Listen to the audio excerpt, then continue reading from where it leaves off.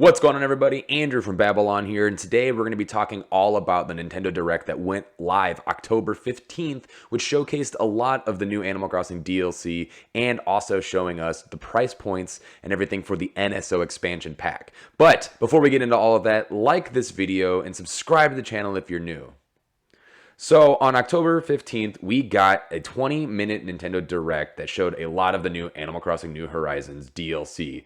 And that new DLC is called Happy Home Paradise, which puts players to work as architects and interior decorators, building dream getaways for the island's Paradise Planning Development Company.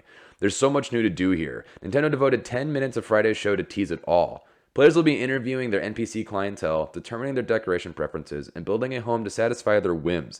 New interior design options show cool floor plans with new lighting and a lot of charm. A lot of other new things are coming to Animal Crossing's New Horizons with this DLC pack, including Brewster and the Roost return with plenty of friends. So I guess basically what this is, it's a fan favorite pigeon barista that players will see the return of in the shanty Irooning Cap'n, the fortune teller Katrina, and they even found a gig for hairstylist Harriet. She's going to be doing hair in Harv's hippie commune island. There's also going to be tons of new customization and decorations, including some stupid frog chair that the internet seems to be going absolutely nuts for. I don't know. I didn't play a lot of Animal Crossing New Horizons. I'm not going to lie to you guys. I played a lot of Animal Crossing on the GameCube, played the DS one, and a little bit of the Wii, and maybe possibly a little bit of Wii U, but I kind of fell off Animal Crossing years ago. I was really excited for New Horizons. I wanted to try it out. I got the game, played it for a little while, and just didn't like the grind of a lot of the stuff, items breaking. I don't know. I have this thing with items breaking.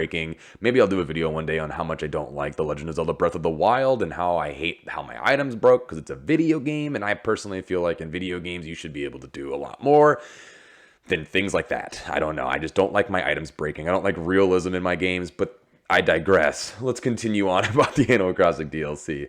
So not only is Brewster returning, but it also has the gyroids returning, which this is something that I thought was really cool. I liked the gyroids back in the original and the DS version. I thought they were just really cool. So if you don't really know about these gyroids, they're these weird looking things that you could place around your house. They dance, they sing, they do all sorts of different stuff. And they can be planted and grown to create even more gyroids. So that's pretty cool. Along with that, you can also have stretching, cooking, and new food. Players will be able to lead community stretching exercises by setting a boombox down in front of the resident services building and punching play. That begins a mini game in which players can use their Joy-Cons to join in on exercises. If you're more into carb loading, to be a chef, DIY recipes and items will be purchasable with Nook Miles. You can open up a slew of baked goods and other tasty treats to cook and eat.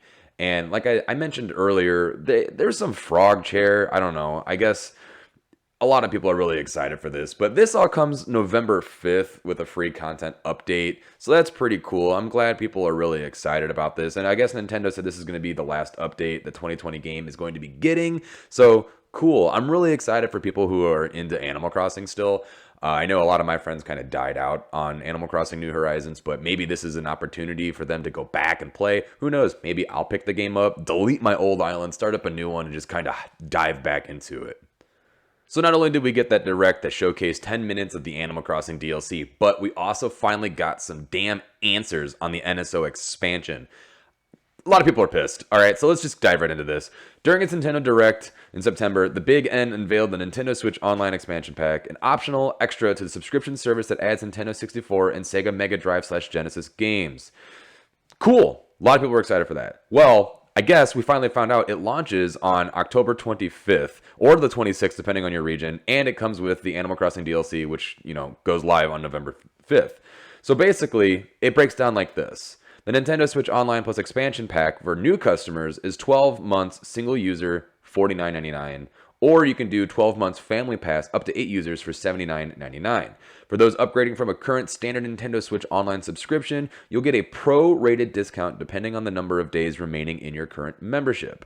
Though not a perfect match across all territories, adding the expansion pack to the standard subscription effectively doubles the price, slightly more than it doubles in US dollars. So it's interesting for sure to kind of see how much they're charging for this. I know a lot of people aren't exactly that crazy about this. They don't think it's really worth it, but I'm going to get some flack for this. I already know this. I think it is worth it, and here's the reason why. So you're paying one-time payment, $50 flat fee, you have access to a bunch of really cool Nintendo 64 games. These are the games that are coming with it. Dr. Mario 64, Mario Kart 64, Mario Tennis, Sin and Punishment, Star Fox 64, Super Mario 64, Legend of Zelda Ocarina of Time, Win Back, Convert Operations, and Yoshi's Story. Now, a lot of these games aren't readily available to a big audience of players, especially newer, younger players, like younger kids who have never played some of these games will actually have an opportunity now to play some of the greats, the classics, with online. That's pretty impressive to me. I can't wait to play Mario Kart 64 with my friends. You know, a lot of us have families now. We don't really have a lot of time to get together and sit down and couch co-op like we used to. But when our kids go to sleep at night, we have time to hop on and play. I can't wait to kick my friends' asses in Mario Kart 64. And I especially can't wait to play Star Fox 64 again. That's one of my favorite games from the Nintendo 64. And that's also going to have online play. That's fantastic for me. Those two alone right there are worth the additional $30 right there. That's just my opinion. But that's not all you get with it. You also get a list of really awesome Sega Genesis games. And I'm sure there's probably kids out there that never played it. I understand that some of these are available in other places, but I still think this is really cool. Here's that list. Castlevania Bloodlines, Contra Hardcore, whatever. Dr. Robotnik's Mean Bean Machine, Echo the Dolphin, Golden Axe, Gunstar Heroes, Musha, Phantasy Star 4, The End of the Millennium, Rise Star, Shining Force, Shinobi 3, Sonic the Hedgehog 2, Streets of Rage 2, and Strider. That's a lot of games. There are a lot of games on there that I've never even played before because I didn't have the Sega growing up. Well, I just lied to you. I'm sorry. I did have the Sega growing up, but I didn't have an income where I could passively just go out and buy games whenever I wanted to and play them. So a lot of these games are new for me. I never got a chance to play them. And now I get to play them whenever I want on my Nintendo Switch. That's fantastic. So it's only $50. It's a one-time payment. It's not asking you to do it every single month. And especially if you get the family plan and you break it up between 8 different people, it's not that bad.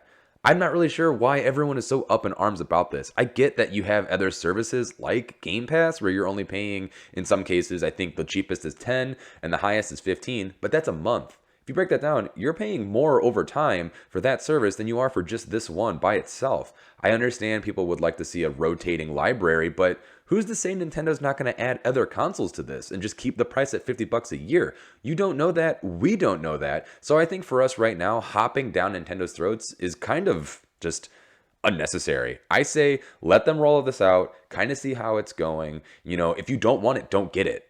Why do you have to sit there and bash them? You know Nintendo's going to do what Nintendo does. They don't care about what you think. They're going to do whatever they want to do. So if you like this, get it. If you don't like it, don't get it. It's not that hard. I guess it's okay to criticize things and criticize people, and people want to go, oh, well, we need to show Nintendo that this is stupid and we shouldn't buy it so that way they know this is overpriced. But not everybody sits there and thinks this is overpriced, like myself. I'm happily going to be spending the $50 for the year to get this. I don't know. I guess I can't understand why people are just this mad about it. I don't know. I've seen a lot of hate for it, and it's just crazy to me, but whatever. Let me know down in the video, comments below, what you think. If you like this, if you hate this, I'm sure you're probably going to hate it. Whatever. I don't care. At the end of the day, I'm excited, and it's not because I'm a Nintendo fanboy and apologist, though I am, unfortunately. I can still criticize them and call them out when they do something stupid, you know, like artificial demand and supply. But that's a whole entire conversation for a different video. So if you like the video, like the dang video, subscribe to the channel for more, and I'll catch you in the next one. Peace.